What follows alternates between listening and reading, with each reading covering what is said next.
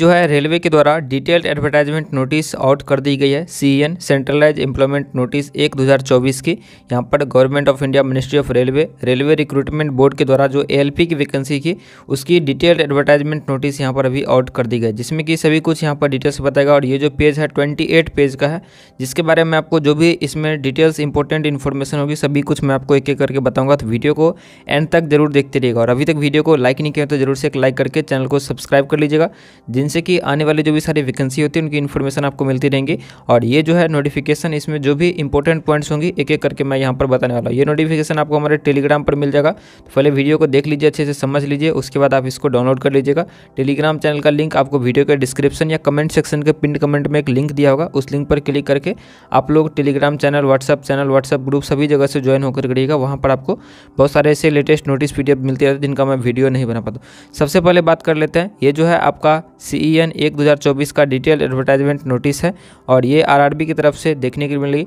Total RRB की बात करें तो यहाँ पर दिया गया लोकेशन, तो आप इनमें से अगर किसी एक ही RRB के लोकेशंस में यहाँ पर अप्लाई कर पाएंगे, किसी एक ही RRB में अप्लाई कर पाएंगे और एक ही पोस्ट के लिए। ये पोस्ट तो एक ही निकली है अभी, लेकिन आप किसी एक ही RRB में अप्लाई करेंगे तो पहले आपको ये डिसाइड करना होगा कि कौन से RRB में आपको अप्लाई करना है। तो कितने RRB है, तो यहाँ पर जम्मू कश्मीर, चंडीगढ़, गोरखपुर, मुजफ्फरपुर, गुवाहाटी, उसके बाद यहाँ पर मालदा, सिलीगुड़ी, पटना, प्रयागराज, रांची, बिलासपुर, कोलकाता, भुवनेश्वर, सिकंदराबाद, मुंबई और अहमदाबाद और अजमेर, ये टोटल, और भोपाल, ये सभी RRB यहाँ पर दिए गए हैं। और इसमें बेंगलुरु, चेन्नई, तिरुवनंतपुरम, सिकंदराबाद, भुवनेश्वर, तो ये सभी में से किसी एक ही RRB में आप यहाँ पर अप्लाई कर सकते हैं। तो सबसे पहले आप ये जान लीजिए कि कौन से RRB में कितनी नंबर ऑफ वैकेंसी यहाँ पर आउट की गई। तो यहाँ पर आप देख सकते हैं ये जो है RRB का जोन वाइज वैकेंसी है, जिसमें कि जो भी अलग अलग यहाँ पर जोन है, जैसे कि अभी मैंने आपको बताया अहमदाबाद, अजमेर, बेंगलोर, भोपाल, भुवनेश्वर, बिलासपुर, तो ये सभी RRB का जोन है, जिसमें कि यहाँ पर टोटल नंबर ऑफ वैकेंसी आपको यहाँ पर देखने के लिए मिलेगी। जैसे कि अगर आप यहाँ पर बात करो अहमदाबाद का, तो इसमें 238 वैकेंसी है, अजमेर में 228 वैकेंसी है, बेंगलोर में यहाँ पर 473 वैकेंसी है, उसके बाद यहाँ पर आपको 219 वैकेंसी है भोपाल में और 65 वैकेंसी है WR में, उसके बाद यहाँ पर 280 वैकेंसी है भुवनेश्वर में, 124 वैकेंसी है बिलासपुर में, 1192 वैकेंसी है आपको ये SECR जो कि RRB बिलासपुर के अंदर में ही आता है। उसके बाद यहाँ पर बात करते हैं चंडीगढ़ के लिए। चंडीगढ़ जोन में यहाँ पर आपको 66 वैकेंसी है, चेन्नई जोन में आपका वहाँ पर 148 वैकेंसी है, गोरखपुर में 43 वैकेंसी है, गुवाहाटी में 62 वैकेंसी है, जम्मू श्रीनगर में यहाँ पर 39 वैकेंसी है। उसके बाद यहाँ पर आपको देखने के लिए मिलेगी 254 वैकेंसी है कोलकाता रीजन में 91, या आपको ER और SER में आपको 254 और 91 वैकेंसी देखने के लिए मिलेगी। उसी तरीके से मालदा RRB में आपको ये दोनों वैकेंसी देखने के लिए मिलेगी 161 और 56। उसके बाद यहाँ पर मुंबई जो जोन्स हैं, इसमें आपको यहाँ पर मुंबई RRB में ये सभी जोन्स हैं और इसमें टोटल ये वैकेंसी आपको देखने के लिए मिल। उसके बाद यहाँ पर मुजफ्फरपुर जोन में 38 वैकेंसी, पटना जोन में पटना RRB में 38 वैकेंसी, प्रयागराज RRB में आपको ये 241 और 45 वैकेंसी। उसके बाद यहाँ पर रांची RRB में आपको 153 वैकेंसी, सिकंदराबाद RRB में आपको 199 और 559 वैकेंसी, और सिलीगुड़ी में RRB में आपको 67 और तिरुवनंतपुरम में 70। यही टोटल मिला करके 5696 5696 पोस्ट के लिए ये टोटल वैकेंसी आपको यहाँ पर दी गई है, जो कि अलग अलग रीजन, ये हो गया आपका RRB और ये हो गया आपका उसका जो जोन होता है वो। तो अब आपको डिसाइड ये करना है कि इसमें से किसी एक रीजन में किसी एक RRB में ही आप अप्लाई कर सकते हैं। तो ये जो RRB दिख रहा है इसमें से देखिएगा जिस जोन में ज़्यादा वैकेंसीज होंगी, जिस RRB में ज़्यादा वैकेंसी होंगी या जो आपके लिए सूटेबल हो, जिसमें आप अप्लाई करना चाहते हैं, तो उसमें किसी में भी एक में आप अप्लाई कर सकते हैं। अब बात कर लेते हैं कि इसके लिए क्या क्वालिफिकेशन यहाँ पर मेंशन किया गया। तो असिस्टेंट लोको पायलट में आपको लेवल 2 की सैलरी मिलेगी, 19,900 इसकी बेसिक पे है। इसमें मेडिकल स्टैंडर्ड से A1 का मांगा गया है और यहाँ पर दिया गया इसका क्वालिफिकेशन में अगर आप मिनिमम यहाँ पर मैट्रिकुलेशन 10th के बाद अगर आप ITI कर रखे हैं तो आप यहाँ पर अप्लाई कर पाएंगे। आपका जो ITI है किसी भी रिकॉग्नाइज्ड इंस्टीट्यूट से होना चाहिए जो NCVT या SCVT से रिकॉग्नाइज्ड हो। और कौन कौन से ट्रेड है तो यहाँ पर सभी का ट्रेड का नाम दिया गया, जिसमें फिटर, इलेक्ट्रीशियन, इंस्ट्रूमेंट मैकेनिक, उसके बाद यहाँ पर मिल राइट, मेंटेनेंस ऑफ मैकेनिक्स, उसके बाद यहाँ पर mechanic radio and TV, electronics mechanic motor vehicle, wireman, उसके बाद tractor mechanic, armature and coil winder, mechanic diesel, उसके बाद हीट इंजन, उसके बाद Turner, mechanics, refrigeration and air conditioning mechanic. तो ये सभी ITI का ट्रेड है। अगर आप 10th के बाद ये सभी ट्रेड से ITI कर रखें तो अप्लाई कर पाएंगे। और में करके दिया गया है कि अगर आप यहाँ पर 10th के बाद अगर आप अप्रेंटिसशिप कर रखे हैं तो भी यहाँ पर अप्लाई कर सकते हैं, एक्ट अप्रेंटिसशिप कर रखे हैं तो अप्लाई कर सकते हैं। और 10th के बाद अगर आप डिप्लोमा कर रखे हैं यहाँ पर mechanical branch, electrical, electronics, automobile engineering में, तो आप यहाँ पर अप्लाई कर सकते हैं। और यहाँ पर अगर आप लोग डिप्लोमा अगर आप नहीं किए हैं, BTech किए हैं तो भी अप्लाई कर पाएंगे। और अगर आप लोग डिप्लोमा करने के बाद BTech कर रखे हैं तो भी अप्लाई कर सकते हैं, लेकिन आपका जो ब्रांच है ये सभी होना चाहिए, जो कि आप यहाँ पर पढ़ सकते हैं। Degree in the engineering discipline as above will also be acceptable in lieu of diploma in engineering. तो डिप्लोमा की जगह पर यहाँ पर अगर आपके पास BTech है ये सभी ब्रांच में, तो आप यहाँ पर अप्लाई कर पाएंगे। अब बात करते हैं कि कब से कब तक अप्लाई कर सकते हैं। तो इसकी जो ओपनिंग डेट है 20 जनवरी से आप इसको अप्लाई कर पाएंगे। तो 20 जनवरी से आप इसको ऑनलाइन अप्लाई कर लीजिएगा। लिंक अभी एक्टिवेट नहीं किया गया। 19 फरवरी 2024 तक से इसका लास्ट डेट है। 19 फरवरी 2024 रात के 11:59 PM तक आप इसको अप्लाई कर पाएंगे। और करेक्शन विंडो जो है वो 20 फरवरी से लेकर के 29 फरवरी के बीच में मॉडिफिकेशन या करेक्शन कर सकते हैं। अगर आप कोई डिटेल्स गलत फिल कर देते हो तो उस केस में आप इसको सुधार कर पाएंगे 20 से लेकर के 29 फरवरी के बीच में। अब बात करते हैं कि इसमें एज लिमिट है। एज लिमिट जो है 1/7/2024 के अनुसार से 18 से 30 माना गया है, यहाँ पर मांगा गया। लेकिन अगर आपका जो इसमें बाद पिछले जो आया था नोटिस उसमें एज में रिलैक्सेशन से रिलेटेड नहीं था, तो अभी जो है एज में रिलैक्सेशन इसमें भी दिया गया, सभी में रहता है। तो इसमें कितना एज में आपको रिलैक्सेशन मिला है वो मैं आपको बता। तो यहाँ पर आप देख सकते हैं आपका जो एज है 1/7/2024 के अनुसार से 18 से 30 के बीच में होना चाहिए। लेकिन आपको यहाँ पर एज में रिलैक्सेशन दिया गया अपर एज लिमिट में या मैक्सिमम अपर एज लिमिट में, जिसमें कि यहाँ पर SC/ST कैंडिडेट के लिए 5 ईयर का यहाँ पर एज लिमिट में एज में रिलैक्सेशन दिया गया और OBC कैंडिडेट के लिए यहाँ पर 3 ईयर का दिया गया।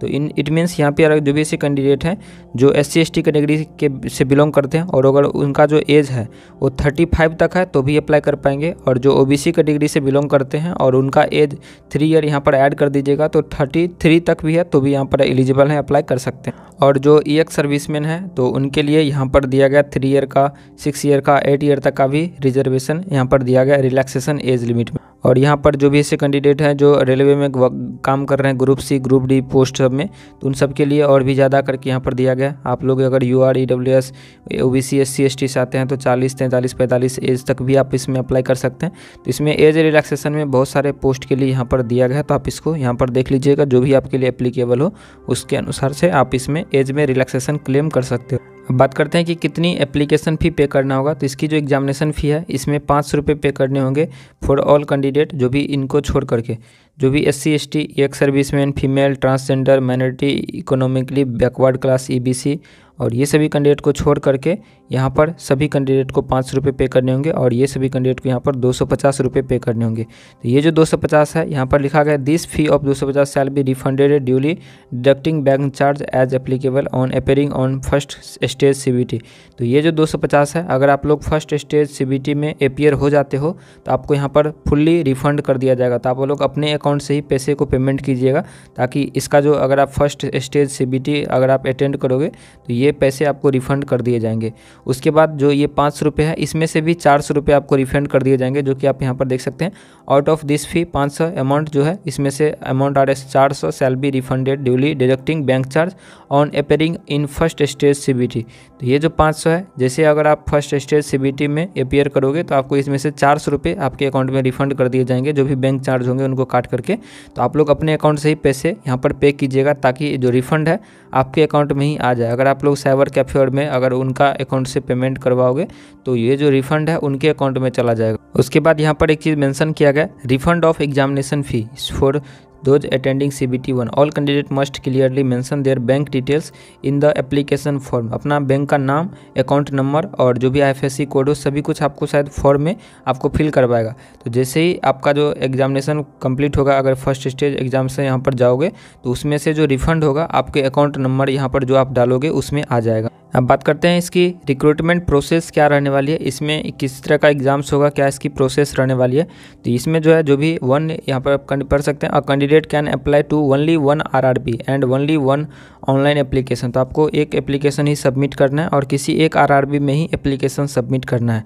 उसके बाद यहाँ पर दिया गया कि the recruitment process shall comprise of the following stage. तो यहाँ पर जो पहला स्टेज होगा CBT 1 होगा, दूसरा स्टेज CBT 2 होगा, उसके बाद तीसरा स्टेज जो है computer based aptitude test CBAT होगा, उसके बाद डॉक्यूमेंट वेरिफिकेशन होगा DV, और उसके बाद मेडिकल एग्जामिनेशन होगा। तो टोटल ये 5 स्टेज से आपको गुजरने होंगे, जिसमें से 3 स्टेज जो होगा ये आपका एग्जाम्स का होगा और ये क्वालिफाई करने होंगे। उसके बाद DV और मेडिकल एग्जामिनेशन होगा, तब आपका इसमें फाइनल रूप से सिलेक्शन होगा। अब बात करते हैं यहाँ पर फर्स्ट स्टेज CBT 1 की। CBT 1 जो है सभी के लिए होगा, जो कि स्क्रीनिंग एग्जाम होगा शॉर्टलिस्ट करने के लिए CBT 2 में।